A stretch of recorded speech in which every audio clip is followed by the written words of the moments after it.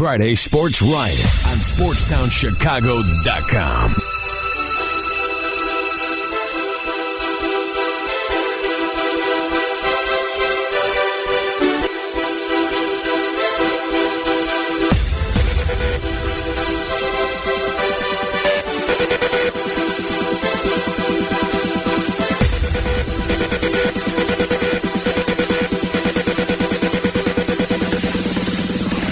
What's up? This is the Friday Sports Riot on SportsTownChicago.com. I'm Ryan Hoppy. And I'm Ryan Stuprich. Call the show 630-403-5200. That's 630-403-5200. And let's get the show going.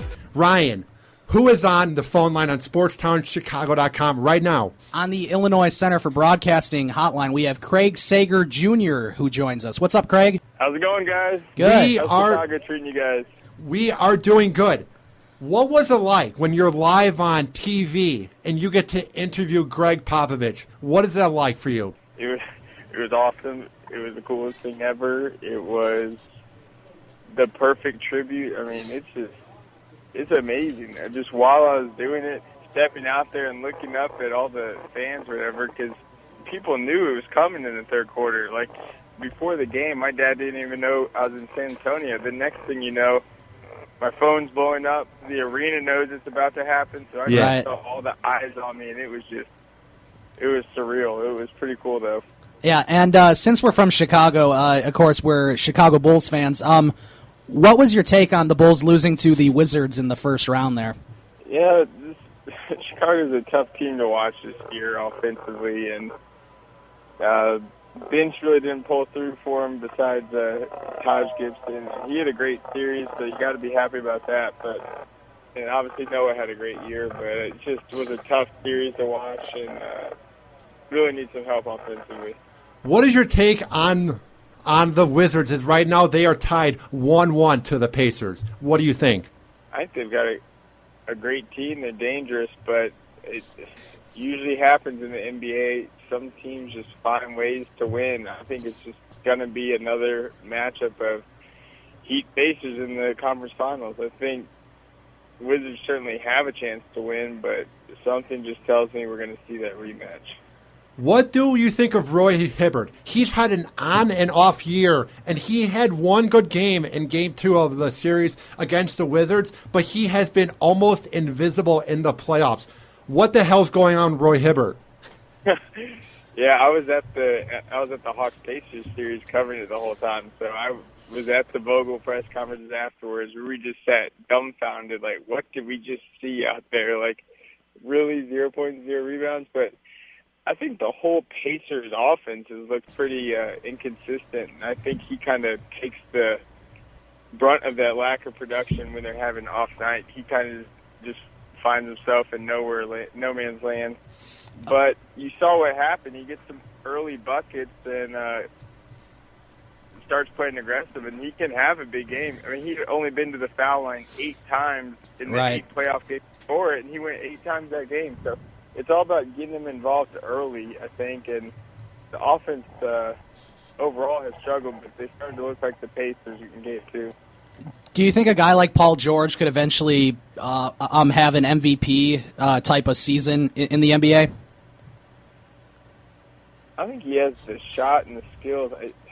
There's something missing from his game still. I'm not sure what, but just you saw against the Hawks in Game 7, his mid-range shot is so good, and then his fadeaway, it's unguardable when he shoots it, but sometimes you don't see him going to those spots. You look at a player like Durant, no matter what, he has a spot on his court, that quick pull-up, he's going to go to it, and if you don't guard him, it's going in every time. I want to see a guy like Paul George use his incredible mid-range game and just find that spot in the game and make people guard you in that. And then the offense will start to work around it. And then, yeah, you can lead a team to an MVP season. But I definitely think he has the skill sets.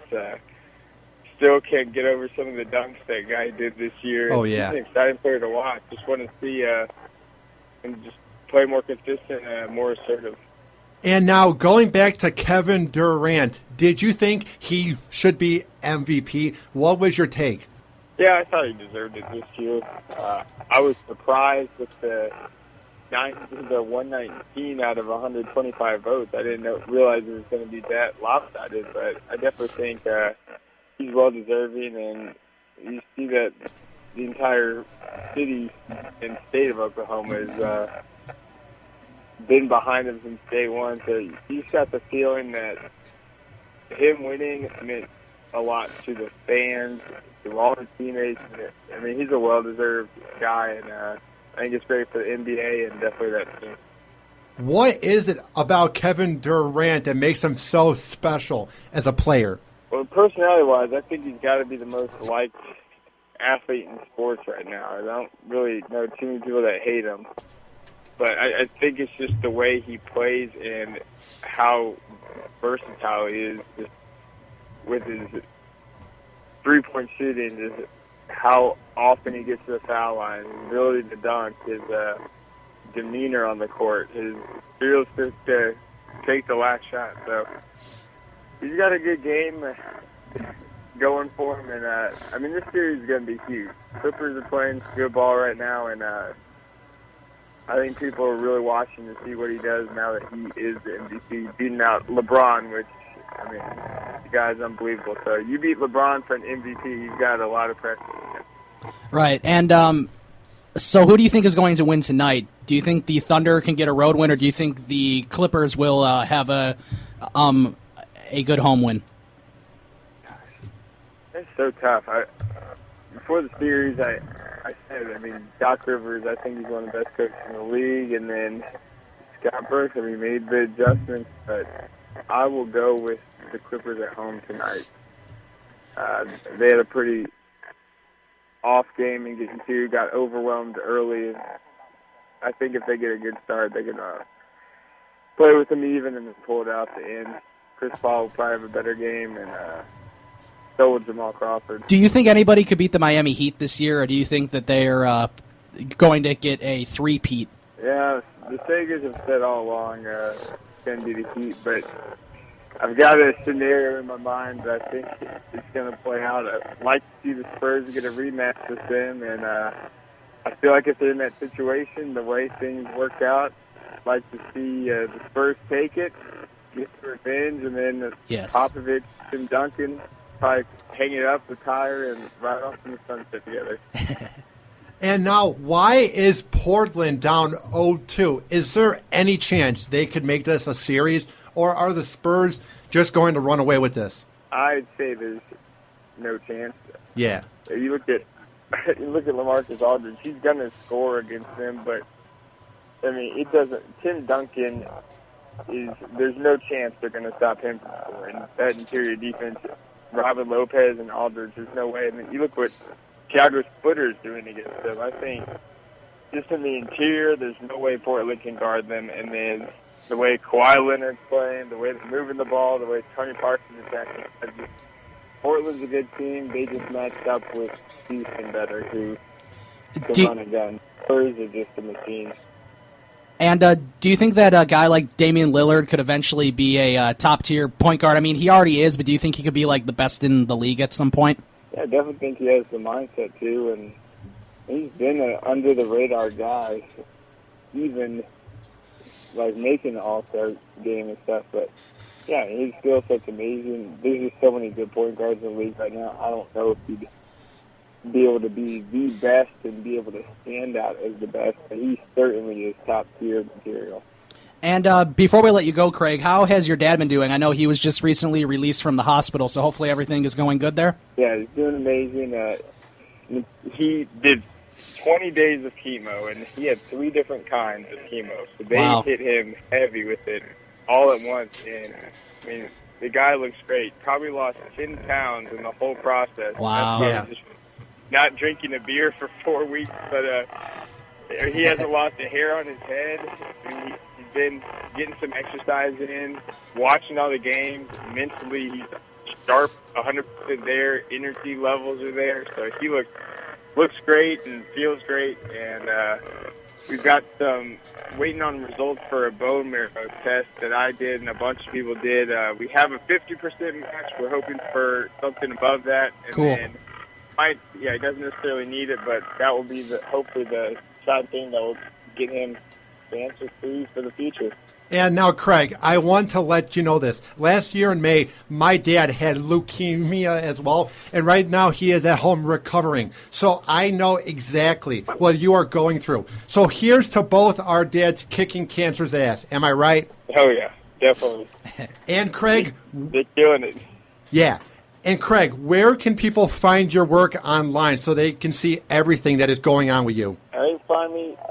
All right, my real name is Craig Sager II, but it's changed. Even my articles in the AJC now are Craig Sager Jr. So you can find me at Craig Sager Jr. on Twitter. And I'll be covering the draft tonight. Definitely watching all these games. Do a bunch of stuff with the Atlanta Falcons, so we're all over it. Got a nice tally of where all the NFL draft picks play high school football. Last night was 8 of 32 came from the state of Florida, so I'll have a bunch of breakdown stuff, NFL, NBA, all kinds of stuff. Well, Craig, have a good weekend, my man, and we'd love to have you on again on the Friday Sports Riot on SportsTownChicago.com. No problem. Hey, good luck to you, Dad. Thanks, Craig. And that was Craig Sager Jr. I know exactly what he's going through. I reached out to him when it first came out, and he retweeted my tweet, so that was cool. So then, this last week, I'm like, why don't we try to get him on SportsTownChicago.com? And that was really good. Yeah, I thought it was really good. And I mean, as far as the cancer thing, we all know somebody who's had cancer. I mean, my grandfather died of cancer when I was 8, and everyone just knows somebody.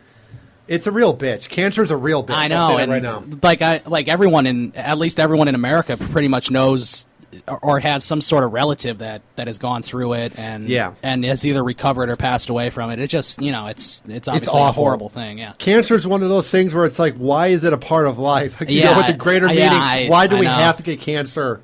Exactly. 1 week you're all right, and then the next week you're in the hospital on a bed with leukemia. What the hell happened? How the hell do you get cancer? Right. Well, and there's a lot of stuff like that now. Oh yeah, breast cancer, all that type of cancer. Just it's not good. There are a lot of things in life that we don't like. We don't like going to church or getting pulled over by cops, but it's unanimous. Cancer is just an awful thing. Get the hell out of here. Yeah, and obviously, I mean, all of us hope that Craig Sager is going to recover well, and hopefully he'll be back on the sideline soon, and maybe him and his son can do a duo interview with people. Yeah, that'd be pretty cool. That would be pretty cool to see, you know what I mean? Just to see them both on the sideline. Yeah, definitely. And frankly, here's to hoping that bitch named Cancer gets kicked by both our dads. The Friday Sports Riot on SportsTownChicago.com.